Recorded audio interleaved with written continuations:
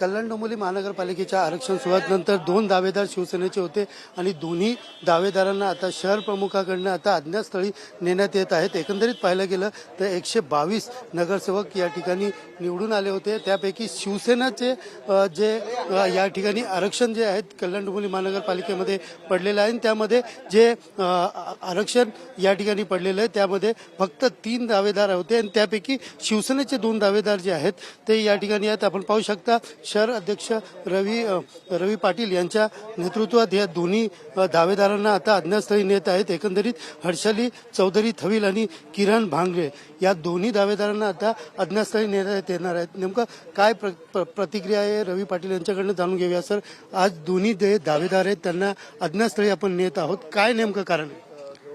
नाही, कारण असं काही कारण नाहीये। कारण एकच आहे की आता आज आरक्षण जाहीर झालेलं आहे आणि एक प्रत्येक पक्षाची एक पद्धत असते की आपले नगरसेवक हे एका ठिकाणी बोलवून त्या ठिकाणी महापौरची ज्या दिवशी निवडणूक 1-2-3 दिवसात जाहीर होईल त्या टायमाला एकत्र आणायचं, एवढंच असतं। बाकी काय तसं अज्ञातस्थळी वगैरे असं काही नाही, ही दर वेळेच्या महापौरची पद्धत आहे। दुसरीकडे पाहिलं तर ज्या पद्धतीने कुठलं तरी महिलांना या ठिकाणी महापौरपद द्यावा तर युवांना द्यावा, तुम्ही काय या ठिकाणी सजेशन केलेलं आहे आणि कार्यकर्त्यांच्या काय मागणी? पक्षश्रेष्ठीचा जो निर्णय असतो तो अंतिम असतो, त्यामुळे जो काय निर्णय घेतील तो पक्षश्रेष्ठ।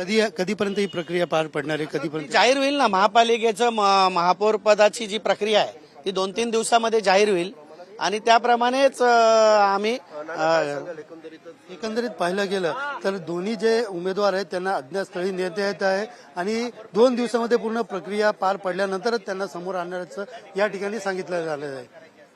कॅमेरा पर्सन रुपेश तांबोलीसह सुनील जाधव, TV9 मराठी, कल्याण।